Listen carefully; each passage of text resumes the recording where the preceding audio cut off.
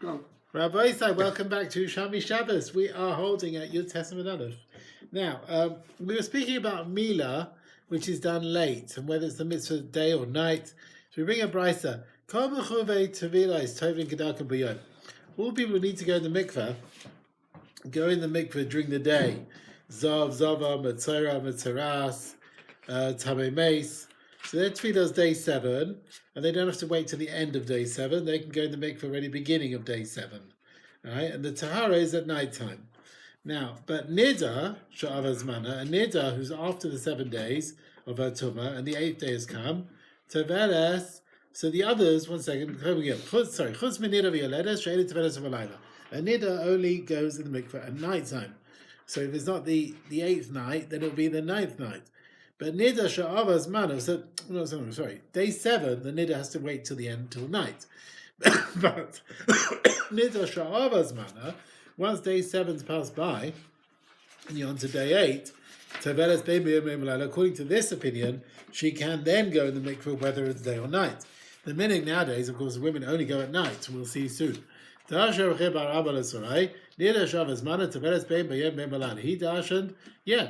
once the 7 days have gone past, she can go day or night. Tamad Amran in Bava, they said, even if it's past the 7 days, still it has to be at night. And that's what we do. But basically, if they see it going in the mikveh the day, they'll think it's day 7, and they'll end up going to the mikveh even on the 7th day in the middle of the day, and they won't wait, right? And the Gemara brings the story. There's a raya against this. There was one woman of Rabbi Senu, she was going for a nidus to be late in the day. Now, no mamu beres man hoisa. Are you going to tell them? You have to say maybe it was late. The Zman of Tefillah had already gone, and it was day 8, and therefore they weren't worried that the Tefillah had to be at night. But that's not like the Chachmei Bavel. Right, the Chachmei Bavel. Now, the Bavli, of course, is a Srach Bita. The Gezerah is with the daughter, not necessarily the mother-in-law and the daughter-in-law, but the daughter will see she's going to the mikveh in the day and think you can go to the mikveh day 7 in the day. Okay? Right, okay. Yeah, some say chamoisa and kalasa. Some say it says mother-in-law and sister, daughter-in-law, because they hate her, right? And they want to cause her damage, and they'll say lies that she went to the mikveh in the day, and therefore they said don't do it, because that's why the Yerushalmi refers to these people because they hate her. All right, nida shenen savatavla. Right, you picked up a nida and you threw her into the mikveh. Okay, well, in other words, the case here is she fell from a bridge into a river. But it would also be if someone picked her up and threw her in the river, threw her in the mikveh. Shamai l'shem rav tahor lebeisa. She is permitted to her husband. Tevila does not need kavana for be tahor for the husband, providing there's no chatzitza, etc., etc. But tamei letaharos, and she is tamei for eating taharos. For as far as taharos, they're machmir. The tefillah needs kavana. Rabbi Lazar Shem Rabbi Chanina, he said tamei bein lebeisa bein letaharos. No, it doesn't help for anything. You need kavana for everything. My tama. What's the source that tefillah needs kavana for everything? Are you going to tell me the kubas sheinis v'tayah with tzaras on clothes that they're washed? The pasuk says, and he's washed again. It says, you should wash the garment once. Then obviously, this is a second washing. But it's like the word sheinis is telling me we're comparing the second washing, which is shem tefillah, to the first one, which was a washing. So mari shaina ladas. The first one is done with your intention and your will. After shnia, so the second one, which is the dipping of the garment in the mikveh, has to be ladas. And how do we know shaina ladas? I'm going to the first one to be with your knowledge. The Kohen commands and they wash the area of the tzaras. So it has to be ladas. It has to be with your knowledge and not just fall into water. So the minatera washing a garment for tahara needs das. Therefore, all tefillahs need das. Now, Rabbi say this next line is typical Yerushalmi. You can have one line and it can mean totally different things, right? This is first pshat. And we also find the Rabbanan Mekabel Leibura that they sometimes rushed their wives to go, if they've gone past the 7 days, they've rushed them going to the mikveh as soon as possible so they could get pregnant, right? If they wait till the night, maybe something will happen where they won't go in the mikveh the following night. So they rush to go after 7 days to go maybe even 8th day in the morning, whatever it is, rather than waiting to the night. That's one pshat. Then you've got a totally different pshat Another pshat is with a totally different girsa. It's a mitzvah to bring the candles of Shabbos and light them early, to be Zorez and mitzvahs. And also, we've seen Rabbanan, who also were used to do early, they would get together early to discuss whether to add Adar Sheni. Right, Ibu, an expression of Adar Sheni. So one shot is about women going to mikveh, and the other shot is about adding Adar Sheni. And that's what difference does it make? The women aren't the ones who Kaddish in the Western. What? The women aren't the ones who Kaddish in the Western. Nothing to do with based in. The husband's standing nothing to do with the women. No. Start again. One shot is about women going to mikveh. Another shot is about Chachamim going to decide Adar Sheni. Oh, so they makdim in order they get ready early to discuss Adar Sheni. Yes. Uh-huh. Right? That's typical Yerushalmi, right? Rav Nachman and Shem Rabbana. Mitzvah lahagdim k'nei lezaris b'mitzvahs. You see, and some bring in Neirus into that wording and then swap it around and talk about Ivor Shana. I don't know. Okay. So it's a mitzvah to bring the mikvah into the day to be zaris in mitzvahs. Right. Okay. Now, we've spoken about lighting candles or using Shemen Sreifa, which of course is Truma Tamea. So we're going to talk about getting benefits. Some of this we would have had in Yerushalmi Trumas, Rabbi say. So we're saying hello again to our Yerushalmi Trumas. Bas Yisrael Shaba'a, a Bas Yisrael who's coming to the house of a Kohen, Lahadlik Mikahedes, to light her candle from a woman Kohenes' candle. Toveles is Sapsila B'Shemen. She can dip her wick into Shemen Sreif, into the Truma Tameh of the Kohen, with Madlekes, and she can light her Ner for her way home. Now, even though she's on her own, she's getting benefit from the light, it's permitted. Rav Chonam Shem Rav Yanai, when they allowed it, there were wolves around, and therefore they allowed a Zah to dip their wick in the oil of Truma Tameh to provide light for the way home. Now, although it's Sakana, and the Sakana didn't last, but based in never got rid of the heter, so the heter remained. Once the takana was set up, even though the reason fell away, they kept it in place. Now, what do we learn? We learned from this din in Masechet Shvius. Let's say someone ploughing his field on Shvius, right? There was a knas. They said, if you plough your field in Shvius, then you mustn't sow your field the next year. Now, the Gemara says over there that there was a time where the government was forcing the Jewish people to plough their fields in Shvius, and the Chachamim allowed the ploughing and removed the fine of sowing the next year, right? Because they were forced into it from the government. And Rav Yirmiyah held this heter was never removed, so it stayed even later on, although the government's not in charge anymore. So we're going to compare the takana with ploughing in Shvius, whether it's forbidden to sow the next year, and Shemen Sreifa. So Kamada Tema Tamon, just like we say in our Gemara, with the oil of Truma Tameh, the Beis Din never came or bitter to remove the heter. But Chayes of Shvius as well, Layamad Beis Din or bitter, but Beis Din never came back and removed the Gezerah, so the heter remained. But Karesh al Kohen, so this is what the shepherd of the Kohen, he's eating in Yisrael's house. The clothes of a Kohen, being woven in Yisrael's house. Madlik al Gabov. So the Jew can light with that light. He can use that light of the shepherd or the clothes of the Kohen, Shemen Sreifa. You don't have to worry he's benefiting for his own purposes, because the Ner is for the Kohen. The Yisrael can get benefit from it as well. Yisrael their partners in a shop. But Yisrael can light the candle with the oil of Truma and light it. But go up to the attic. But come down to the shop. To do the needs of the Kohen. But not if they are. So anything for the partnership is fine, but not for anything himself. A Kohen comes to Yisrael to make a reckoning, v'hilik, and the Yisrael lit our Gabov because the Kohen was there, Shemen Sreifa. The Kohen's gone away. So we don't say, you have to put it out until it goes out of its own accord. Rav Chananya bar Achbari. Rabbi say Achbari. Now an Achbar is a mouse, right? We're not going to assume that anyone as Rav Chananya had a father called Achbari, right? No one would name their child that, right? So what they say is Achbar, there must have been a town called Achbar or something like that.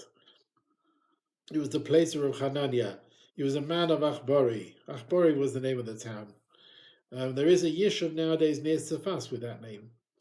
Right, but we're not saying that was the father's name. So he was Israel. He used to do work with Yerushalmi Masechet, who was a Cohen. When he's going, in the end, he's going home at the end of the day. Rav Chia would fill a ner of Shem and Sreifa to provide lights for the way home. But did we not say that Yisrael and Cohen are partners? Yisrael can do it only last Yisrael Shel Cohen. He could have for the Cohen's sake. So why is he lighting a candle for the way home? Armin, they said, had he not done this, Rav Hanani would never come to do any work. So in other words, he don't want to go home in the dark, so he wouldn't come to do the work at all. So that's why it was a benefit for Rav Chia that he gave him this oil for the way home. So maybe they wanted to say Matzah base when he came home, you'll have to put out the ner. No, it was the same ner. It burnt all night, and he would use it to get up in the morning. And through that ner, he would get up even before dawn, like we do, Rabbi Stein, this time of year. When it was still dark outside, right? When it's 8:16 in the morning, right? It was still dark outside to go back to their work in the house of Rechil Tzipori. Without that ner, he couldn't do it. So therefore, it was worthwhile to have the ner burning of Shem and Sreifa. Ada Shamsha, Ada, who was someone who was, they say he looked after the sick. Shala Ravami, asked Ravami the question. Begin to Ada Tzava Pesilta Min Chayla. He says, I dip my wick in the oil of Truma Tamea from a Kohen who's sick. Am I allowed to light my wick when I come home? Amalei says, Batelu Agab Pasilas. The tiny bit of oil on there is nullified in what's squeezed into the wick. There's no problem. He also passed into the household of Nehemiah. Rav Ami, Nasa Pasila, he would take from a Bas Kohen a wick which was dipped in the oil of Truma Tamea, and he used it for his own purposes. Rav Laya would not take. Rav Laya, does he not agree to what Rav Ami said? It says in the Braisa, Yisrael can dip his wick in the oil of Shem and Sreifa. He says, I was worried about theft. Maybe he gave the wick dipped in Shem and Sreifa, he never got permission for it. And the reason that he was worried about it, the worker in the house always used to waste oil of Truma, which had Kedusha, without asking the das of the Balabais. Gamliel Zuga. Gamliel, maybe he was a barber, I don't know. Shala Rav Asi. I think it was called a Chacham. We mentioned him a few times. He was a barber for his livelihood. Shala Rav Asi. Asked Rav Asi, Mahu, what's the din about a ner which has Truma Tamea? Is it permitted for Yisrael lahesiv l'soicha shem and chulin or madlik to add other chulin oil into it and to light the ner for his own purposes? Right? You're adding a lot of chulin into this tiny bit of Truma Tamea. Usually you can't be ma'arev issa v'heta to be mevatel the issa. But here, the issa hadlaka is only rabbinical. Maybe there was no gezerah in such a case. He says, like Tani Rav Hoshia, he says, you don't pour from the keli that tiny bit of oil stuck on the sides. You can just add chulin oil and light. So if there's a lot of oil, Shem and Sreifa, then you shouldn't nullify it. He taught me, Bas Kohen tries to medes. She's about to light the candles. Erev Shabbos Simcha Shecha. Of Yad on Ner, she has a candle. V'seich Hashem Sreifa, and the oil of Truma Tamea. Areizim v'seich V'seich Hashem L'chol Kadosh Hu Madlakas. You can add a bit of chulin oil and then light it. Can we rely on this? Amalei Rav Zira. And Ma'avative, what was Rav Yonasan Achmai? Can you rely on him? Amalei says, Adam Gadol, he was a great man. Well, Barkim Yishnasteinu, he knew what was going on.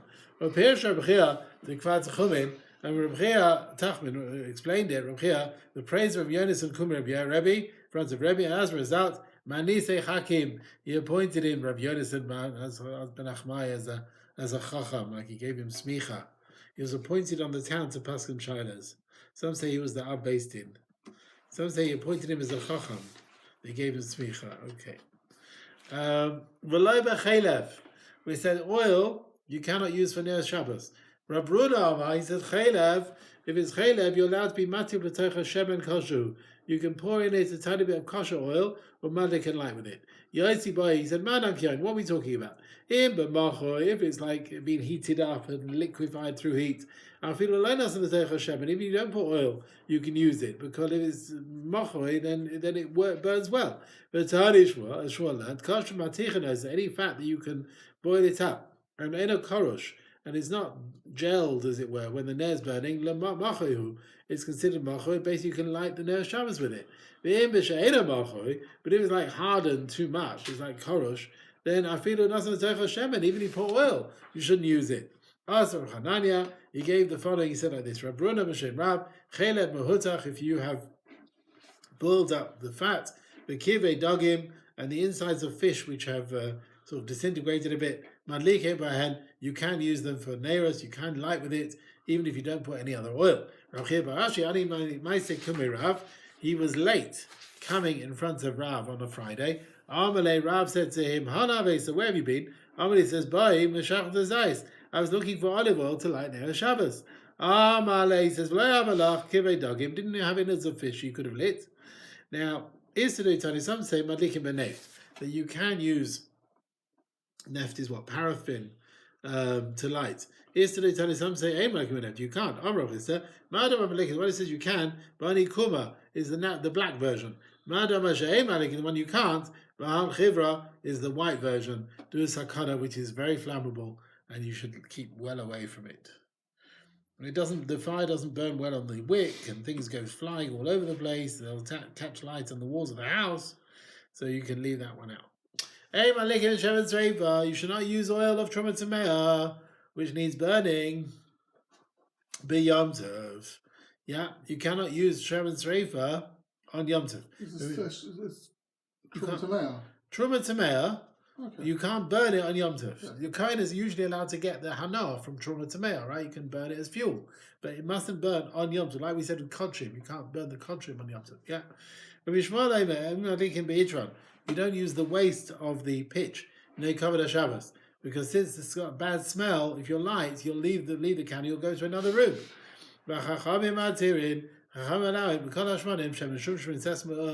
It goes in, what's that, walnut oil of some kind, shemen radish oil, shemen dogim, fish oil, shemen pakuois. Pakuois is made from a pumpkin, a wild desert pumpkin. Be'itron uveneft. Itron is your pitch waste and paraffin. Or naphtha. You should only use olive oil. Now all the other things mentioned in the Mishnah, earlier Mishnah, you shouldn't use.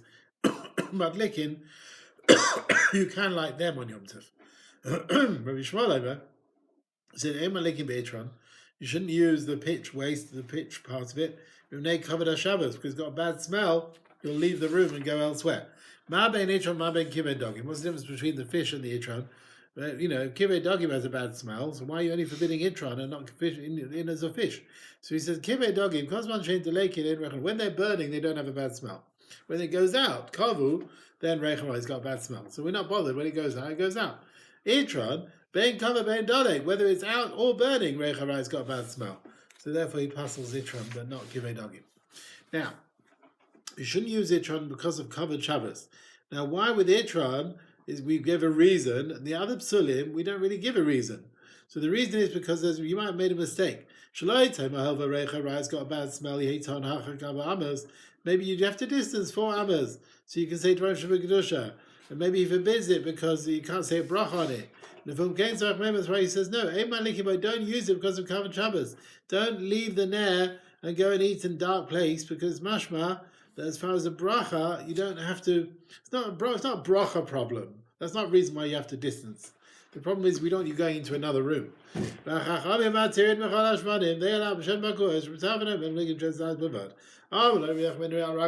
he got up. He said, what are the people of Babel going to do? They only have sesame oil. You're saying you must use olive oil, and but what are they going to do everyone else? They only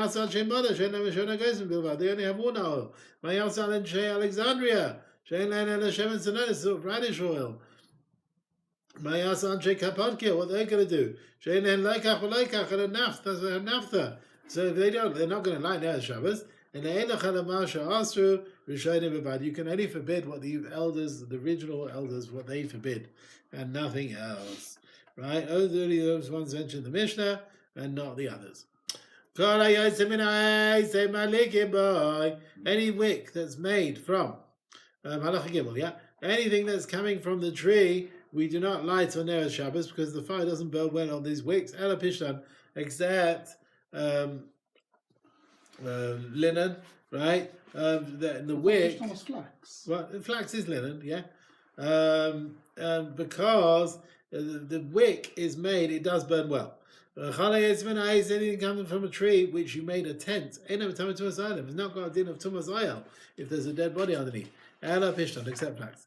A wick made from a garment, shekipla. Now this is you sort of twined it like they do with wicks, but below hivava, you didn't sort of push it into the fire so it should burn well. He says it's fitting to receive tumah because the twining itself does not remove the name of a garment, so it's still a garment. You cannot use it for Erev Shabbos. He says tahira. No, it can't receive tumah anymore. You've removed it from its garment status. And you can light Erev Shabbos with it. It says with lighting the menorah, you should light the menorah with a wick which will go upwards. Yeah, they said anything from all that comes from the tree. That the flax is the only thing which will create this nair going upwards, right?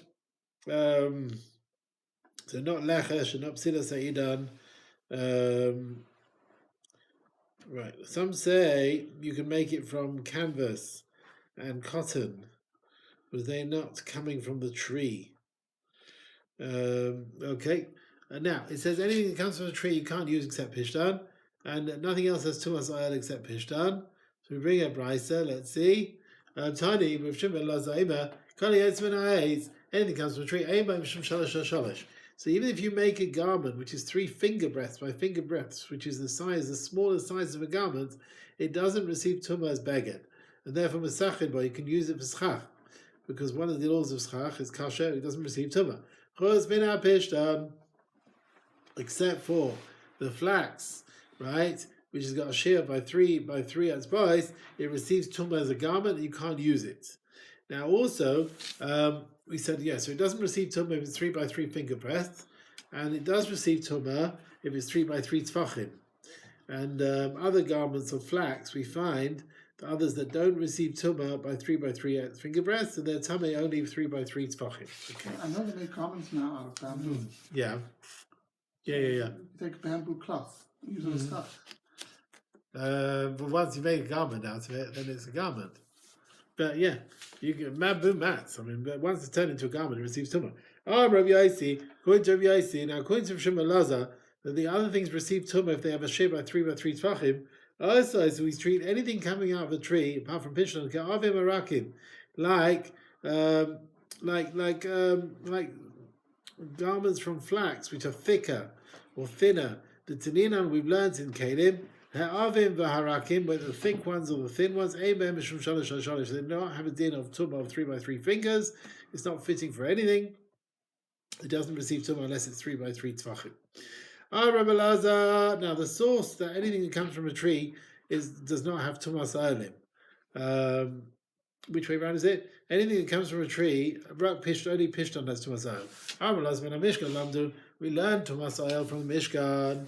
It says you'll sprinkle on the oil, right? And the covering the Mishkan, but Yifras is oil on the Mishkan. There's exer the word oil, just like the covering of the Mishkan. Anything coming out of a tree only is called oil. So with tuas oilim, anything coming from a tree, it's only pishtan is called oil. But where do you see in the Mishkan that it was pishtan? You'll see which covering of the Mishkan are we talking about. There's Mishkan Tasa Esi Yerias Sheish Mazda. Sheish is flax. Uksiv, and it says with the clothes of the Kohanim, Parei Mikvayis Pishtim, you are Rosham. So the various Shabbos here. So the Gemara says, how do we learn from the pasuk in Yecheskel that sheish is linen or flax? So with the hat of the Kohanim, it says Parei Mikvayis sheish. So Adlamed, so we learn the word sheish mentioned with covering the Mishkan is flax. How do you know? Min sheish from the word sheish mentioned with the hats of the Kohanim, and the word sheish with the hats of the Kohanim is learned from Parei, which is also written in that pasuk. And the word Parei in that pasuk we learn from another word Parei in Yecheskel, where there it clearly says Pare Pishtim, so we know it's flax. So the Sheish mentioned with covering the Mishkan, and Besa Mishkan translation of Sheish Mazda means flax. So we learn it through other places, through different words in the same pasuk, all the way back to Yecheskel. Now, in covering the Mishkan, we see what's called Ayel and Tumas Ayelim, and skins of Behemoth Torah, they can also be Tumas Ayelim, because one of the covers of the Mishkan was made from rams, right? The red-dyed rams. Can you use the oil from a non-kosher animal, which has Tumas Ayelim? It says Varas Tachashim. Now, 1 minute. Now, the Tachash, they use them in the covering for the Mishkan. Now, surely that's a Tamei animal. It's not in the kosher animals that were mentioned in the Torah. So it's Pasha, you can use skin of a behemoth Tameah. So the Gemara says the truth is, there's an argument, was it a Tamei animal or not? Rabbi Yehuda, he said Tainun, it was a mint Tamei animal called Tainun, the Shem Sivai, because of its color techeles, of its skin. Nikra was called that. Rabbi Nechemi he says Galaktinun. Rabbanan Amre is a Tamei animal called Galaktinun. Rabbanan Amre, they said Min Chayat Zahira. No, it was a kosher animal.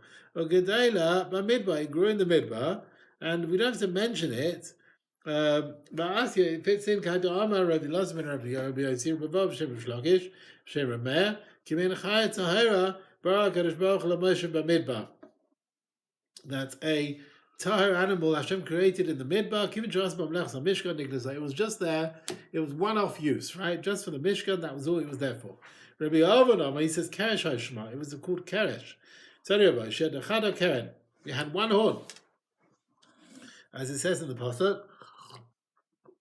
Betitav Hashem Mishah Pa Makrin Mafris. So Makrin is like one horn. Makran Mikeren Kasam Rachmana. So the Gemara says how we see the word Makrin. Mikeren. The Torah writes Mikeren without yud. You can read it Mikeren instead of Makrin to tell you that one Keren. So it had one Keren. Huh? The unicorn's kosher? According to this. Yeah, Makran Kasiv. There are other Pirushim. Some say, my tefillah should be accepted before you more than the shire, the ox that Adam Arishan offered, and more than Makran Mafris from the Techashim that were used in the Mishkan who had one horn. So just the Techashim in the Midbar, the pasuk says they had one horn, but not the shire, not the ox of Adam Arishan. Okay. Now, Rabbi Lezer and Akiva arguing is a wick of a garment that you've twined it, as it were, but you haven't singed it. Can it receive tumah still as a garment? According to Rabbi Lezer, it can still receive tumah. According to Rabbi Akiva, it cannot receive tumah. So we're comparing their arguments to another argument similar with Caleb. Taman Tanina, we've learned in Caleb, Kol Hapachos B'Shloisha Shloisha, any garment which is less than 3 by 3 tvachim, shehiskinu, but you've now set it aside for another purpose. For example, to block that hole in the pipe of the bathhouse where the water's rushing out. Or to stir the pot. Or to clean the mill from all the dust. Whether you've prepared it or not, Tame, it can still receive Tumah, Divrei Rebbe Lezer. That's Rebbe Lezer's view. He said, whether it's prepared or not, Tahar, it can't receive Tumah. Rebbe Akiva says, Ben Amuchan Tame, if you prepared it for use, it's Tame, but if not, then Tahar. Ma Ben Amuchan, Ma Ben Shein Amuchan. What does that mean? Ben Shechina, whether you prepared it, the L'toich Bayis, you left it in your house, it means Ben Sheshlich Ashma, you throw it in the dump. In both cases, Rebbe Lezer holds, it still receives Tumah. But that can't be, because V'atanan, we've learned elsewhere, a garment which is 3 by 3 finger breadths, you throw in the dump, is tahar. It can't receive tumah. You've removed the beggar status, apart from our garment like purple wool and so on, or other colours. Rebbe Lezer, he said, I've madlis chadasha, a piece of material, it's got the same thing as our garment. By throwing it in the dump, it's very expensive. You don't give up on it, right? You haven't removed the beggar status. Now, les banash omar af. Now, you know what? Never say add also this, unless you do agree. You must agree to what was said before. Afilu, you don't say af or afilu. Ela ade moida al kadmaisa, unless you agree on what you've heard before, right? Therefore, since Rebbe Lezer agrees to Tanakama with an old material, throwing in the dump removes the beggar status. So don't start learning Rebbe Lezer with a garment that you use for the bathhouse. Ben Einam ben Amucha means you throw it in the dump and then no, because really it's still fitting to receive Tumah. Yeah, don't learn that when Rebbe Lezer said Einam ben Amucha, it can receive Tumah, maybe you throw it in the dump. Because no. Basically, the Gemara explains differently. What does the Mishnah mean, Muchan and Einam ben Amucha? Ella, he says, what does it mean prepared, not prepared? Bain, whether you use it in the bathhouse, Hechina Litlaisa, you prepared it to use like a garment on a patch on a garment. Bain Shaloyachina, you did not prepare it Litlaisa to put it as a patch on a garment. According to Beleza, in both cases, it's still a garment. It can receive Tumah. According to Rabbi Yeshua, getting it for the bathhouse, you've removed the garment status. And Rabbi Akiva says it depends. If you prepared it clearly to be a patch, then it remains fitting to receive Tumah after you decide to use it in the bathhouse. But if you don't prepare it at the beginning for the sake of a patch, then you have removed the garment status after you're thinking about using it for some other usage. Now, after the Gemara explains the argument of Rabbi Akiva in Kalim, and it compares the argument there to the argument in our Mishnah about the garment that you've twines but not singed. So the explanation in Kalim we learn from Masechet Shabbos Vahi and Shabbos Yafa min Ado we learn from Kalim. So Ado Yafa min Ahi. The Pirish in Kalim we learn from Shabbos. Divrei Rebbe Lezer v'hu shekipla. Rebbe Lezer's view, if you prepare it to use in the bathhouse, it's still a garment. So even if you sort of twine the garment a bit for this purpose, to be a wick, you've not yet removed the garment status. And the Pshat Shabbos we learn from Kalim. Rabbi Akiva said, you twine it a bit, it's still tar. That's only you didn't intend from the beginning to use it as a patch on a garment. If your intention was from the beginning to put it on a garment, even though later you sort of twine it a bit to make a wick, to Me'ahi, it is still Tameh, you've not removed the beggar status. Now, after we spoke about Machlokes Rebbe Lezer and Akiva, if making Sinas HaBeged without singeing it receives Tumah or not, we come to another argument in our Mishnah. Can you light Ner Shabbos with it? Rebbe Lezer who forbids you. Why is it forbidden to use for Ner Shabbos a wick, which you are Kipla V'lehivava? By you lighting it, you're removing the Kabbalah's Tumah. It can't receive Tumah anymore. So you're like purifying it. You're being Mataya Keli. You can't do that on Shabbos. Now, why could you realize Kippur does not help to make it tar? But Kipla, now wait a minute. Once you've twined it a bit for a wick, Laitara, have you not removed the Tumah status? Why does the beged garment not go away? The beged status. So the Gemara answers, there are many workers in the house. They make pieces of material. They should be used for wicks when they need them, but sometimes they change their mind and use it for patches on a garment. So the fact that you make it into a wick, that's not enough of a maisa to remove the garment status. Now the reason of Rebbe Lezer that you cannot use Ner Shabbos with a wick which has not been singed, because you're like being Mataya Kalim on Shabbos. But surely that happens before Shabbos. You don't light it on Shabbos, you light it before. We're talking